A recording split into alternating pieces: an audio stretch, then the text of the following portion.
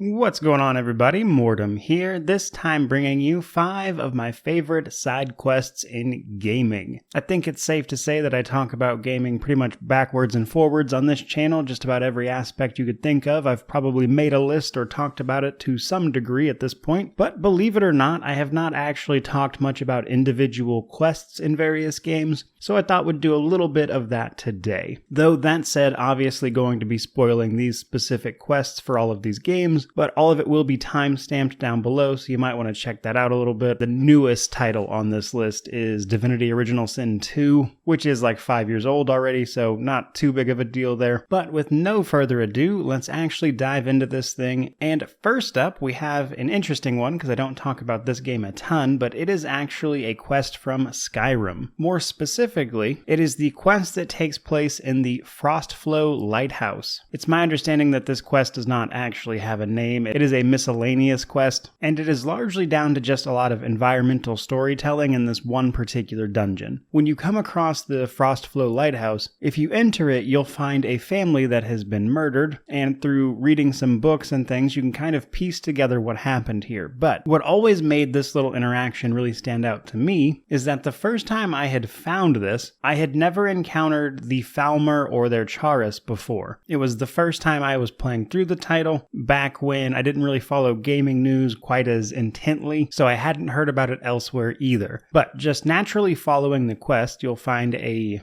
dead body in the main room. You'll investigate that, learn that basically you need to try to get into the basement. After you find the key for the basement and head down there, you run into a Charis, which are these nasty looking insect things that the Falmer use as essentially livestock, but they're also pretty deadly. And this is the first time I ever saw one of those, and given the context of this almost murder mystery upstairs, it was very unexpected, let's say. And then it gets even creepier, of course, as you step into the actual dungeon portion known as the Frostflow Abyss, where you start actually seeing Falmer and finding the rest of the Redguard family. And overall, it was just an incredibly memorable dungeon for me, and it was my introduction to the Falmer as a faction in Skyrim. And while it's not explicitly required, from reading the journals, you can learn that the remains of the husband can be put into the lighthouse's fire, which will give you a unique perk, which I thought was really cool, and that's something I just found naturally. So all in all, a very memorable experience for me, even if it's not the most crazy in-depth little side quest. But that naturally brings us to number 2, and this is a side quest in Act 2 of Divinity Original Sin 2. In particular, it takes place in the town of Driftwood, and it is known as the Missing Magisters. And in it, we take on the role of an investigator looking into the disappearances of several Magisters, which is a really interesting take because up to this point in the story, Magisters have only been portrayed pretty negatively. They have imprisoned you, you escaped off of their prison island to make your way to Driftwood, you're actively lying to them to get into the town, so investigating their disappearance is inherently kind of a weird quest. It has several different ways you can even come across it, and then several different ways to resolve it and different interactions, but ultimately, following the various leads, you'll eventually learn that what is happening here is that the cook at the local tavern, an elven woman, has been murdering these Magisters and turning them into the tavern stew, which is then of course getting fed to customers. One of the ways you can discover this quest or solve the problem is by being an elf and then eating the tavern stew, as elves in this universe can inherit memories from eating flesh of humanoids. So if you play as an elf, or if you have Sabila in your party for instance, and you eat some of this stew, you'll be hit with a memory of the Magister that was murdered by the cook. Okay, now we know who did it. My favorite thing about this quest is what do you do about it? Because again, the Magisters are pretty awful people. However, as you learn in the town of Driftwood, it's a little more complicated than that, because the Red Magisters, which is the sort of rank and file, aren't really aware of the full situation of what they're doing and enabling. Only the White Magisters truly understand the goals and ambitions of the Magisters as a faction, because the White Magisters are the leaders, of course, and many of the regular Magisters are just doing what they think is best to protect the land. And that's before you even get into the obvious debate that, murder is murder. However, how this resolves itself is largely up to you. Do you confront the cook yourself? Do you report back to the Magister leader or lead investigator who gave you this quest in the first place? There's just so many little angles to this quest, and it's such a great examination of the relationships between the sorcerers, the Magisters, the people they are oppressing, basically. And because of that, it always really stuck with me. I even made a very old video on it back in the day, all the way back in 2018, I want to say, but definitely one of my favorites.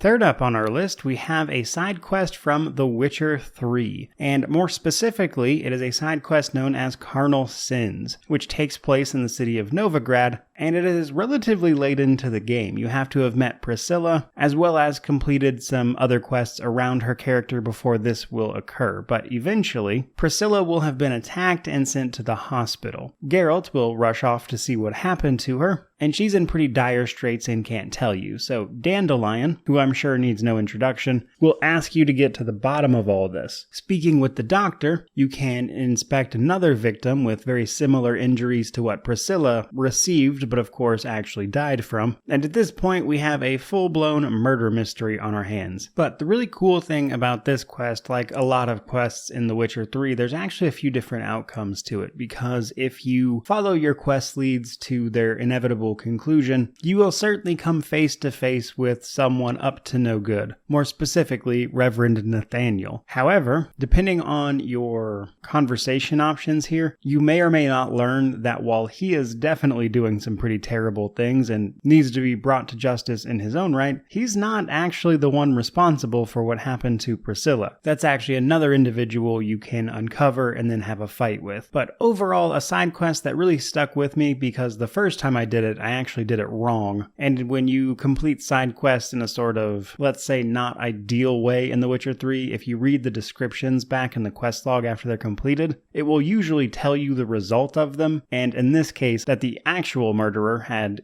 continued murdering as we failed to find the right one. So through a little exploration, I was able to find the actual one, which was a really cool thing to discover on my own. Overall, though, very memorable quest. I enjoyed it quite a bit, but naturally, that brings us to our fourth entry. And this is a quest from The Elder Scrolls IV Oblivion. Now, realistically, I could have made this entire list off of quests purely from Oblivion, but I decided would mix it up a little bit. So instead, I wanted to choose one from Oblivion that I always really enjoyed, which is known as Where Spirits Have Lease, which is a quest that takes place in the city of Anvil, which sees us buying a house for a suspiciously small amount of gold. Once we go to that house and sleep there, you'll be attacked by ghosts, after which you can find a skeletal hand as a scrap from a diary on the floor, which will inform you that there seems to be a curse of some sort on the manor, in addition to the haunting. Now, you can take this back to the person you have purchased the house from, as he's the only one that can open the secret door due to his family's bloodline and the manor itself. Once you finally get him to the manor with you, you can convince him to open the secret door in the basement, at which point you're given the option to remove the curse on the manor by returning the skeletal hand you found to the skeleton nearby. However, it turns out that this was a big deception once you do this, and at this point, the skeleton you just restored rises as a lich, who you are then forced to fight, which will actually lift the curse on the manor, leaving you with a nice home, finally. And overall, I just really enjoyed this one because it turned out to be so much more than I thought it was going to be, especially when you find out that the house isn't just haunted, but rather cursed with this ancient lich that then rises up to fight you, and it's just a whole lot of quest for basically just trying to buy a house in a city, which is a pretty common thing in Oblivion. You can do it in every town, and some of the official DLC actually even added a few other houses, but this one in particular is easily the most memorable for me, so I wanted to throw it on this list. But that finally brings us to our last entry, and this is actually a quest from Pillars of Eternity to Deadfire, known as Nemnok the Devourer, which is a side quest that is rather late in the game, definitely more of a max level side quest that sees us landing on an island in the far northwest of the archipelago, where we can stumble across a small town which has been dealing with quite a bit of trouble of late, centering around a, as they describe it, god calling himself Nemnok the Devourer, and naturally our characters would like to investigate this, which you can do by plumbing the dungeon known as the underground barrows. And once you finally fight your way to the bottom of this and come into contact with Nemnok the Devourer, it turns out that this is actually just an oversized imp who's gotten a little full of himself after discovering an amulet that gave him a lot more power than he would normally have. From here you actually have a variety of options. You can actually side with Nemnok and help him out. You can kill him outright. You can actually intimidate him to avoid the fight because he is in actuality just an imp. And once you defeat him, you can even take him along as a pet, which will grant some sizable bonuses to your party, such as giving a +1 cast to Druid, Priest, and Wizard spells, which is honestly pretty handy. But overall, just a nonsense little quest about an imp pretending to be a god and causing some very real trouble for a nearby village, which to me was mostly unexpected because Deadfire has a lot of big existential threats with kind of like serious, scary monsters, that kind of thing. And then you get this one, which is a high-level in-game quest, and it turns out to be just an imp who found a magical amulet, which really made me laugh, so it's always been something I've enjoyed. But that finally brings us to the end of this list. So I certainly hope you enjoyed it. If you did, like, comment, subscribe, all that YouTube jazz, but regardless of any of that, truly, thank you so much for watching. I really do appreciate it. Be sure to let me know about some of your favorite side quests down in the comments below. But in the meantime, may you wander in wisdom and have an amazing day.